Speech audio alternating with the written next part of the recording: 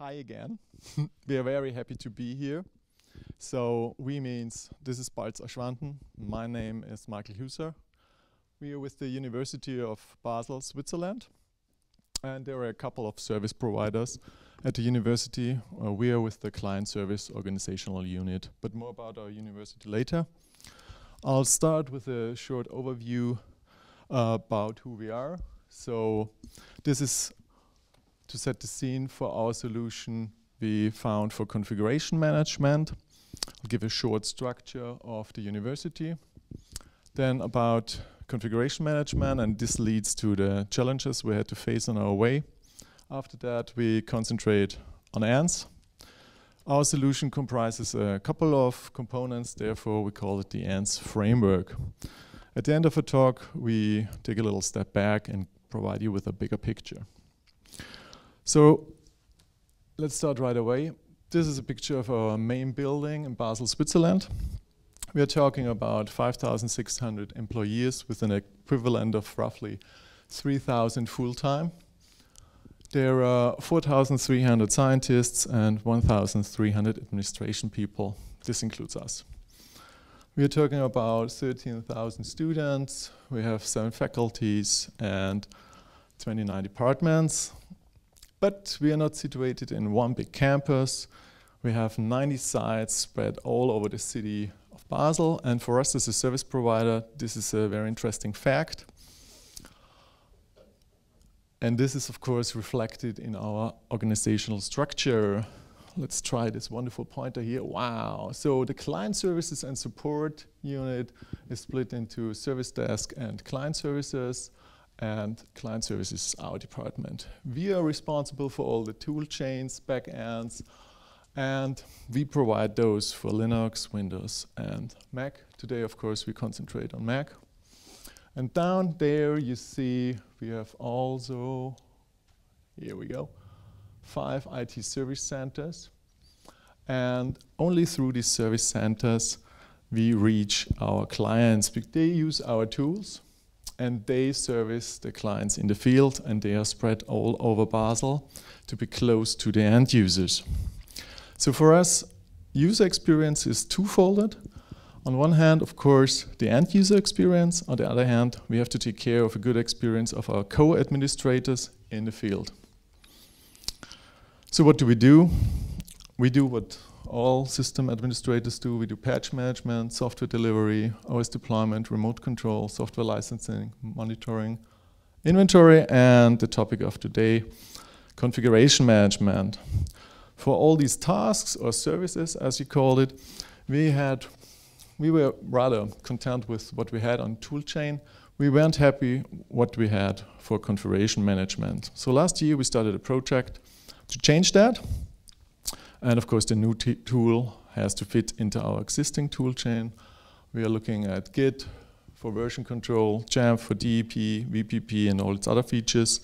And for software delivery, we use Monkey and Autopackager.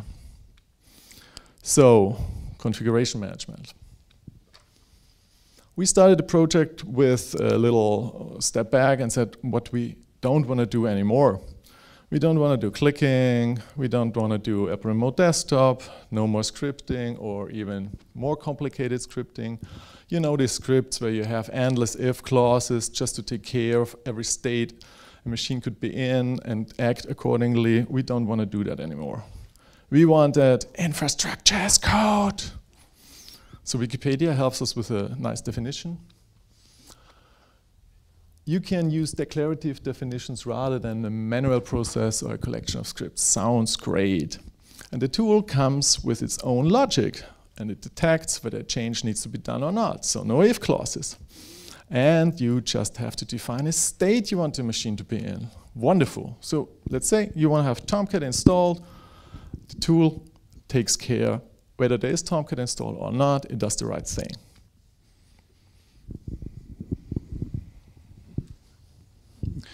So there are, of course, a few challenges along the way, and with every project you can think of it as a journey. You know where you are, and you know where you want to go. Can you hear me? Yeah. Okay, great. And for us, the 3 main challenges we identified were the target machines, how to deal with offline or offsite clients, and the delegation to our local service centers. And let's look at these three challenges and start with the target machines. You'll remember our organizational structure, and you'll remember that we are up here, but the machines we want to configure, they're all the way down here, essentially hidden from us behind these local service units. So what do we know about the target machines? We know actually very little. We have very little information about the roles of these machines. We know the IP address and the host name, and that's about it. And as you can imagine, you cannot infer to what role a machine has at a given point from this information, and only the local service centers know which machine is serving what purpose at a given time. So we had to look around at if we had any other source of information for what we needed. We had to look at what was already available in our infrastructure. And turns out we found one tool where every machine is represented, and the service centers already know how to operate it. And that tool is Active Directory. You have to keep in mind, although we have quite a few Mac machines, Windows will, in most departments, will outnumber the macOS clients. So you'll always have somebody who is fluent with the Windows tools, but you'll not always have somebody who has the time and resources to know the native Mac tools. So for the moment, we try to run with this and see if we could make Active Directory as our inventory source work. This brings us to the next challenge: which configuration management tool can actually use Active Directory as an inventory? And it turns out one of the simplest to get started, if you Google for it, is Ansible. Ansible, for those who don't know the tool, is an open source tool that has been acquired by Red Hat. It is written in Python. It uses YAML as the sort of mapping syntax between configurations and the hosts you want to configure. If you have to use templates, you can use Jinja 2. So fairly straightforward if you are used to working with Python. And most important for us, we already had backend, we already had in-house knowledge available, because we, and not only our team, but other teams as well, were managing their backends with Ansible, so there was a strong desire to make this work. When I say dynamic inventory, in the sense that Ansible uses it, is really straightforward. You give the Ansible executable file that is executable itself, and that has to return valid JSON. That's it. This is the example from the Ansible website. Just a basic JSON file, and we can do that. We can write a script that uses information that reads information from Active Directory and prints it out in JSON. But important to note, when I'm talking about getting information from Active Directory, I'm talking about using the computer objects in Active Directory as sort of data containers for us. And at no point is it required to bind your machine to Active Directory. You have to have a computer representation of your machine in Active Directory, but there's no binding required. So with that first challenge out of the way, we're in the middle of our journey and we can move on.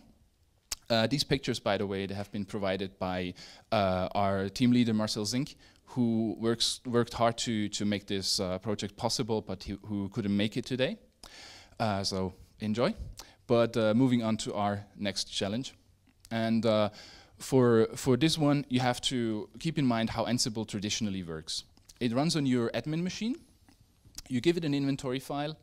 That's just your groups of hosts. Then you give it a playbook. That's essentially just a mapping of configurations to groups of hosts or to individual hosts. That's a YAML file. And then you push this information out using SSH. You push the information to your clients. Two things we have to look at here. First, the inventory file, and second, the push over SSH. We already know that we can make the inventory work with an inventory source of our choice.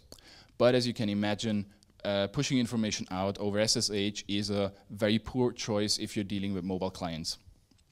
Luckily for us, the Ansible uses push by default, but it supports out of the box another tool, another mode, which is the so-called pull mode, Ansible pull.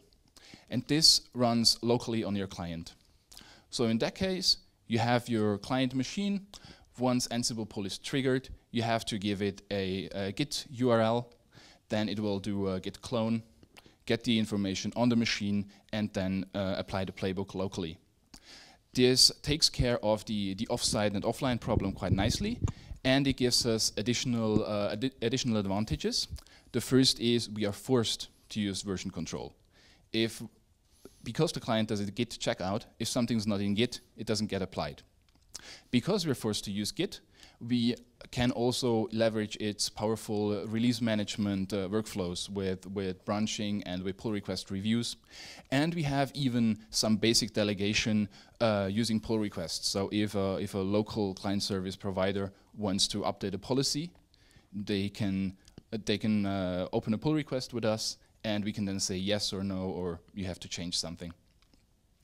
So with the offsite challenge done, we're close to the end of our journey. Let's talk about delegation. Again, look at our setup, look at our organization, the way we are set up. And you should know by now the actual doing that is done by the local administrators. And so we need a way for them to efficiently communicate the changes they have, the changing requirements. Because I don't want to get a call or a ticket every time software needs to be installed on a machine or a setting changes. So ideally, I can have those service centers manage their own changes with the tool we provide. And we can do this again by leveraging Active Directory, more specifically by using Active Directory distribution groups. So by querying the membership of a computer object, by querying in which group it is, we can do this, we can delegate this completely, and we even get, well, I'd say a nice GUI, but we do get a GUI with Active Directory users and computers, and that's something. Advantages for us are there's no training required for the local staff because they already know how to use Active Directory coming from a Windows side. And they are familiar with group nesting as well. So we can just give them a basic choice of configurations, and then they can mix and match these, nest them in their groups, and apply them as they see fit. And the third advantage with this approach is that we also get dynamic variable assignment, but more on this later on. So we are done with delegation. We're finished with our journey, and we can enjoy the view, at least for a moment, because we have to move on. And let's talk about all these individual pieces. What we have now, we have an executable file that reads something from Active Directory. We have Ansible running, but not in a traditional way. And we have some requirements towards Active Directory. And we realized pretty soon it gets tiring to refer to this setup in this way. So we needed a catchy name, and this is where the ANTS framework comes in. A framework because it's more than one tool, and ANTS from the idea that you have the small guys who are doing all the heavy lifting. So let's talk about how this works, and we'll cover especially how Ansible in pull mode works. This is a little different to how Ansible traditionally works. So those of you who are already using Ansible or have played around with it, you'll see that we have some slight differences. What does the ANTS framework comprise of? It's in the Python packaging index, so you can just pip install, and it comes with all the Python dependencies you need. It also has a native PKG installer, which takes care of the only other dependency, which is Git, which you can use on your Mac machines. It runs as a launch daemon. And all the launch daemon does is trigger Ansible pull with an inventory file of your choice. And it also comes with some basic logging and it's open source, and we'll post the link afterwards. So we made a nice, hopefully nice graphic about the interaction of these components. So it starts, of course, with the ANTS framework, and the ANTS framework consists of that dynamic inventory script, you've been told, and Ansible in pull mode. Outside of your machine, you need Active Directory and you need your Git repo. But remember, the machine has not to be bound to the Active Directory, you just need the computer object in there for the groups. So what happens when you trigger an Ansible run manually or through the launch daemons? It kicks the dynamic inventory script, and that script checks whether the machine is part of any group, and then it gets the configurations out of your Git repo. And when it's complete, it applies the configurations on the machine.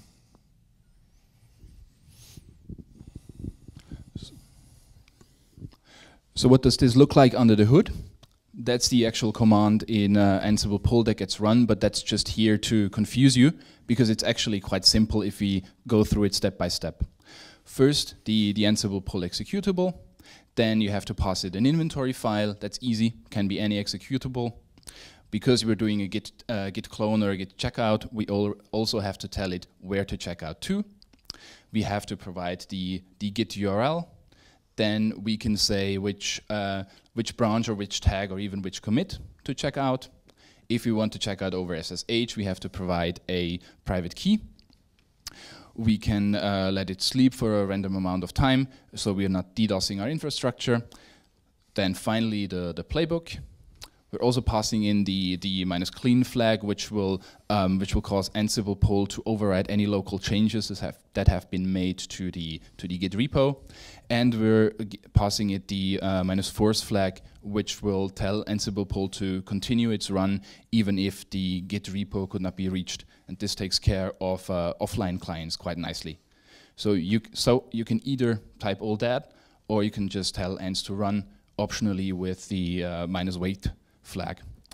Now for three important components: the inventory script, the structure or the layout of the Git repo, and the playbook we're going to run. First, the inventory. What we are doing is we're using Active Directory distribution groups, because that is what was recommended by our Active Directory team. That's the most flexible approach. We have some naming convention for these groups. So we create these groups, and we're the only ones allowed to create the ones with a certain naming convention, but afterwards the local guys, they can nest them as they see fit. And then we just query the group memberships of a computer object. This is again the example from the Ansible website. In our case, it looks much simpler. Here I have my computer object, which is just member of one Active Directory group. And this is what the output of my inventory file looks like. You'll see the Active Directory distribution group up here, which is mimicked down there with this client as the only member. This is special about Ansible pull, because you only have one machine that is targeted. You don't want to have several ones as members in here, because you'll either get a warning that you couldn't match a machine, or the policies get applied twice or several times. Apart from the groups we find in Active Directory, we are also adding the ANTS common group. Just additional information: every machine is member of this group. So if we want to trigger something by this group membership, we can. And we're also adding the ANTS AD connected group, which tells us that we are not reading from cache, but that we are actually able to contact Active Directory. And we can react to this. We can react to this information and trigger certain configuration if we're on the corporate network. Some vocabulary that Ansible uses. We already heard the inventory file. That's just groups of hosts. Then the playbook. This is the essential mapping of configurations to groups. Inside the playbook, you have your hosts. This can be referred to by group or by host name, your choice. You also have variables inside your playbook. These are just variables, don't overthink it. And then you have your actual roles, and that's the magic part. These are the tasks that are run to apply your configuration to get your machine into the desired state. Now for the structure of the Git repo. Are you ready for a big slide? Yay! There you go. Oof. That's a lot. That's the best practice Git repo layout from the Ansible website. But we can ignore a few things or put them aside for later. First, you have your inventory files. We already know we're going to pass in a script, so we can ignore this.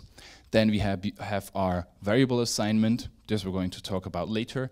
And the structure of your roles, of your tasks that are run, we're going to talk about that later as well. Let's focus for the moment on our playbook.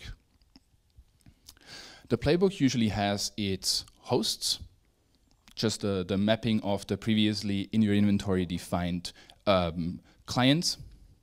Then you can add variables, just variables again. And then the roles you want to run for this machine. These are the tasks. What does such a playbook look like? This is a very basic example. It targets all hosts. Every machine is by default member of the all group, and it applies our generic message of the day role to it. This is what the structure of this role looks like. We are just running one task. We're using the so-called template module, which takes a file, manipulates it with the Jinja 2 syntax, adding variables as you defined, moves it to the machine to a certain path, and sets the owner and groups correctly. This is inside these tasks are defined inside your tasks folder. These tasks use templates defined in your templates folder, and you can give it default variables in your defaults folder. You can also add additional information. You can add a README. You can add licenses, tests, and stuff. So we can manipulate a file. That's the templating thing. And if you can manipulate a file, you're basically set. You can go very far with this. You can do a lot of configuration with it. As an example, we're going to look at the Monkey local-only manifest. How Monkey works is you have your basic XML manifest. Well, you can have several, but we'll keep it short for this one. And this is pulled from the server you configure as your Monkey repo. It's a basic XML file. In our case, we use this to assign the standard software to a department or to a service center. So the software that is installed that gets installed on every machine, we put in there. And if you configure Monkey to use it, there's also a second XML, which is the so-called local-only manifest. This is a local file on your machine, and we use this to assign software that's specific for a client. And we do this manipulating the file using our ANTS framework. The role looks similar. This was our generic message of the day. We're going to show that in the demo later on. Now this is our local-only manifest manipulator. You'll see we have some variables we're passing to it. In this case, we're telling it which software to put in the managed installs part of the XML and the name of the XML we want to use. The same but the other way around. This time we're going to tell it to uninstall the software. Now this is nice, but defining variables inside your playbook is not a very flexible approach. So you can define variables here, but Ansible offers a few other places where you can define variables. The first ones are the variables and defaults directories inside your role, and depending on if you want to be able to override these later on. But you can also set them on a group and on a host name basis. And because we're using groups, we can actually use the group information from Active Directory to assign the correct variables to a machine. And this gives us dynamic variable assignment delegated through Active Directory to the local client service centers out of the box. And it gets even better, because we can, with this, we can use dynamic profiles as well. A profile is just an XML. So we can write that to disk and then install it on the machine, filling in the information we want on a department or on a service center basis. In this case, we're passing the role. You'll see that we are actually, there we go. We are using a wildcard here, so every host group that starts with the ANTS test group identifier will run this task. And the only variable we are setting is the login window variable, because we might want to use this role later on with other variables, and we don't want to override this particular one. But everything else we are setting inside our group variables folder. In the corresponding files, so setting the login window text depending on the group membership. Now let's see how all this works. We're going through a short video demo. If you want to play along, or if you want to have a look at it later on, what we are going to do is install the software. Then we're going to do a basic run with no configuration, just basically double-clicking it and executing it. And then we're going to show you what it looks like when you manipulate the monkey XML and the profiles.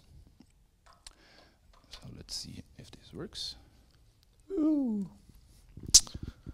So, yeah.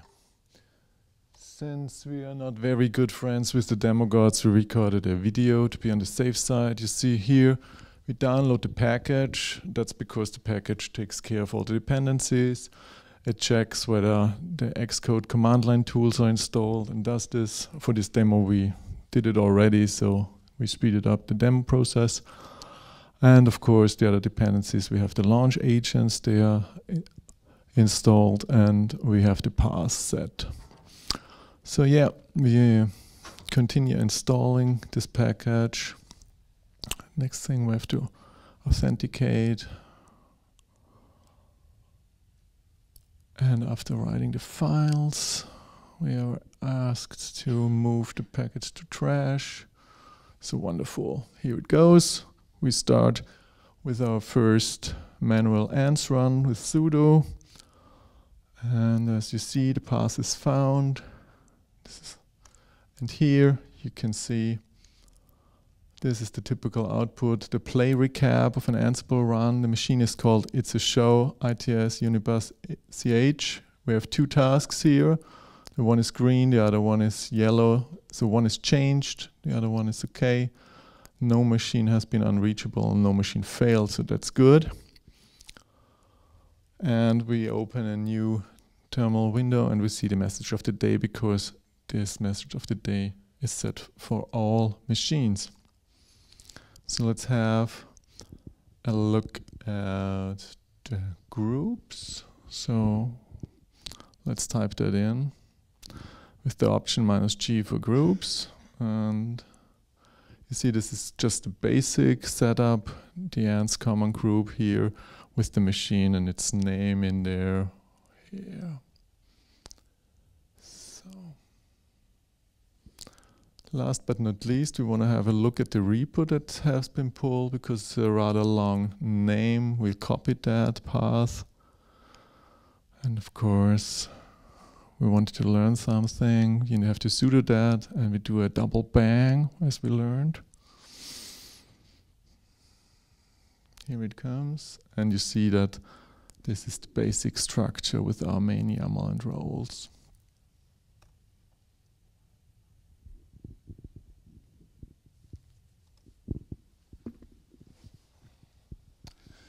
So the day has passed. It's nighttime now.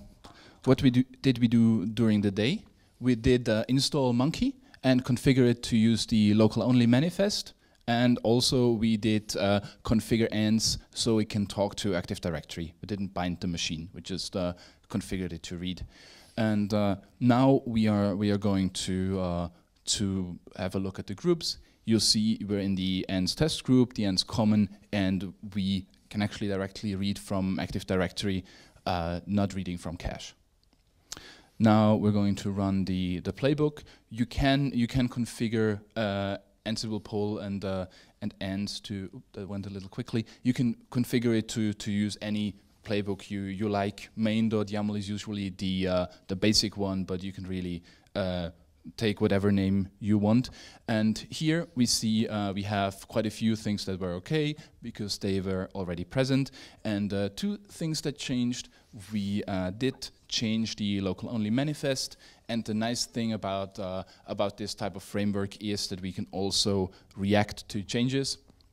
And you see we did start a manual manual managed software update run, because we changed the local only manifest.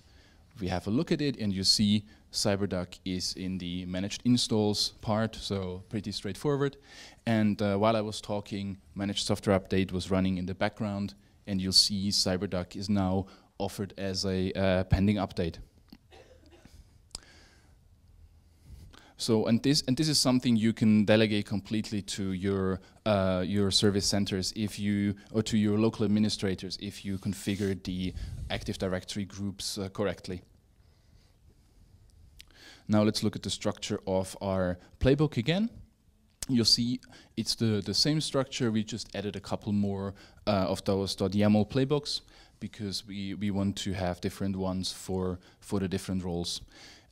Let's just look at the one we just ran. You see that's exactly the one from the demo with this time with the variable assignment inside the role. Same but different for the uninstalls. We're going to run this in a minute, but usually you wouldn't do it like this. You would use your group variables to assign these things. So now we're running the monkey remove playbook, expecting to have two changes again, the same ones. The local only manifest has changed, and because the local only manifest has changed, we are triggering a run. You'll see that CyberDuck is now a managed uninstall, and because we didn't install it before, it's not prompting to uninstall, it's just gone. So, but you get the point. Now let's look at the profiles one. Again, that's the one we showed you earlier. It just tells us inside the playbook which template we want to use and which group memberships we want to trigger on. And we have the two files for our group variables present. If we are a member of the ANTS test group, we get the first type of variables. If we're a member of the test group 2, we get the second ones. Pretty straightforward. Now let's run the playbook, and what we're expecting to see is the file being moved to the machine, and because the file changed and because it's not installed, we expect ANTS to install it. You see now on the right we have our MDM profile on the machine, but apart from that we have nothing. And once the ANTS run is completed, you see you'll have your login window profile installed, and that with dynamic variables depending on the group membership. Let's focus on the left side of the screen. You'll see we'll just go through the group membership again and see which variables we're expecting to see. And you might have noticed that we have some red up here in the run, and that is by design. Ansible doesn't natively support installing mobile config files, installing profiles, but it's actually quite easy to make it do it. You can execute your own bash commands with it, and in this case we're just grabbing for the identifier of the profile, and because grep will exit 1 if it doesn't find anything, we'll cause an error here, an error that we expect, and so we ignore it, but we react to it. We know now the profile's not installed, so we can go ahead and install it. This also means if somebody uninstalls the profile, the next time ANTS runs, it will just reinstall it. And now for the contents of the file, you'll see that we have our banner text set correctly. And now we're going to log out and just to show you what it looks like on the login window.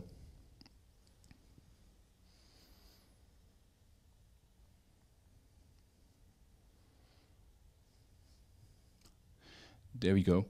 We have our mobile config file and all perfectly delegated from Active Directory. And now I'll see if I can get back to my slides. There we go. So, just to recap on the benefits of our project. So, we have infrastructure as code. We needed no additional backend components to do that, and we are forced to use Git, so everything is under version control, especially for configurations. That's very important. And we succeeded in the delegation, so our IT service centers can do their own configuration changes just by changing the memberships of their machines. And they have that wonderful GUI from Active Directory, user and groups. Whereas light, there's also shadow, so some design limitations. Of course, for changes, you need connection to inventory source. And all configurations are pulled on the machine, so no secrets there, please. Software limitations, yeah, don't use Ansible for user management and don't use it for software deployment. But as you know, we are very big friends with a modular approach. We have rather big tool chain. So these limitations can be easily compensated by other tools. So for us, for our situation, the ANTS framework is the perfect fit. So what did we learn today? Or what do we want to give you on your way? Are we saying you should replicate our environment? No, of course not. You have your own challenges in your environment and you need to solve them with the tools that fit best for you. But we think there are some very basic points that you can take away. And the first one is to use what's already available in your environment.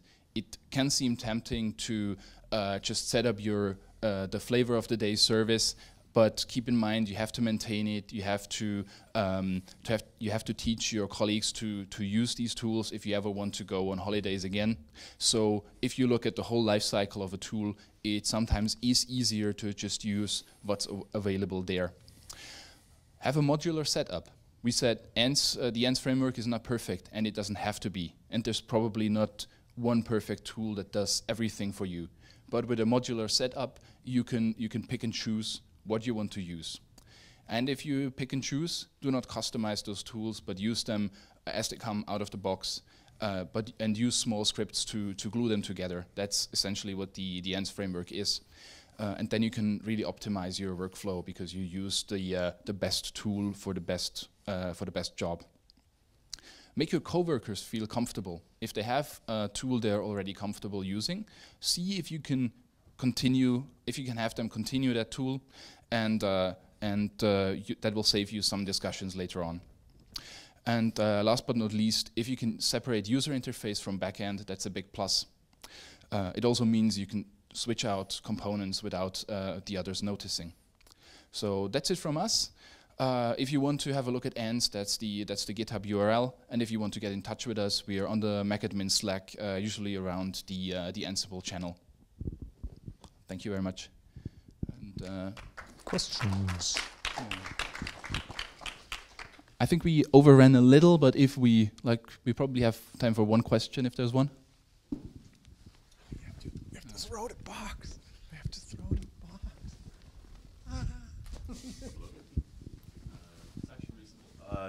How does the ANTS framework, or for that matter, Ansible, handle conflicts? So I'm sure that you come across them sometimes, or unless you're perfect, you'll because we use Puppet, for example, and we've got a number of ways to deal with conflicts. One of them is overriding, but I'm just curious. Mostly overriding. Overriding, yeah. So it's mostly exactly the same. Yeah. So you have to be pretty careful.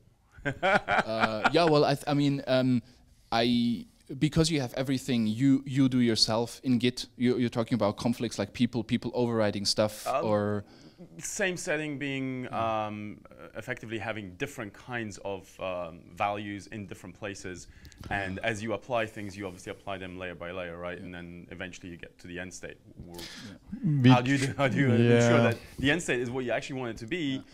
In a manner that isn't, well, insane. Well, Ansible uses just the longest possible match. So if you have a variable defined in 3-4 different places, you in the end you'll only have one group variable file which wins out over the others.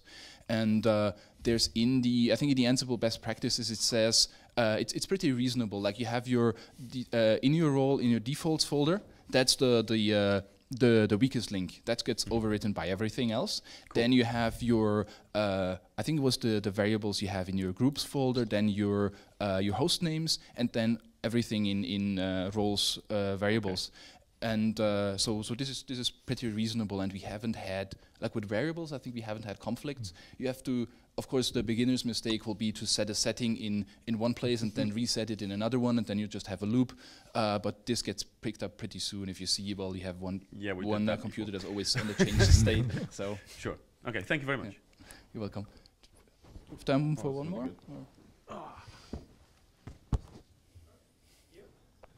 Okay, this is easier, sorry. So I don't know exactly if you have any secrets to manage, but how you deal with that. Of course, the secrets would not be in Git. Ansible has some technologies to deal with secrets, and Ansible creates dynamic files that are on the system in a hidden folder, and sometimes the stuff in there is code to read, so secrets are practically in there. Yeah.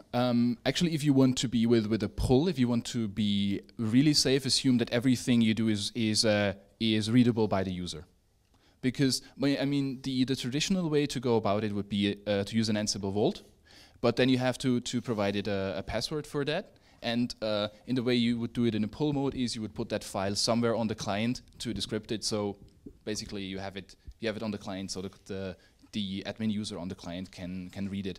I wouldn't mind for passwords and everything. I wouldn't use it. I'd use like the monkey or create what's it called? Create user PKG as an example. But I would work really hard to not put any secrets in there. And you never faced a situation which was an edge case. I can't, again, because we're not using only one tool. I can't use. I'm sure there has been one, but I can't think of it right now. So we try to manage that with another tool. Thanks.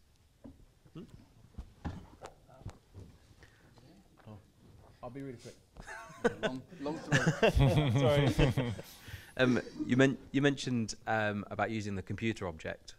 Can you not use the user object? Is it just by design that you're using the computer object for the group memberships? Yeah, for us, using the computer object is more or less the entry point for using the groups, the distribution groups in the Active Directory, and that's more or less the hook, so that you can use the Active Directory user and computers GUI for the computer sites. But you could use the user object with various group memberships in it. Exactly. You could. I mean, you can script it. So whatever you can read from your source, you can use. And Joel's presentation actually got me thinking. In theory, you could read information about the computer object and the user that's logged in. If you have one-person devices, and then populate the. We have a pull request open right now for Monkey to use the local-only manifest for optional installs as well. And then in theory, you could just populate the optional installs part with all the software this user is permitted to get. Yeah, that would be one possibility. But the nice thing really is you can use whatever script you want for Ansible. So that's pretty straightforward. Cool. If you can think of it, you can probably script it. Thanks. Ooh, nice one. I just wondered, you're rolling out an SSH key to pull from GitHub. Is that one key that you're rolling out to all your machines? And if so, do you rotate it or kind of? It's not actually that key is not actually for like it's just for the to use the SSH protocol. But there's nothing, because we don't have any secrets in there. I wouldn't necessarily make it public for the organization. But you're not trying to lock out any users. So if you can, like all the client services stuff, they're allowed to read it, and it's not so much a question of, well, you're allowed to see that configuration or you're not, because by design we're not allowed to put any secrets in there anyways.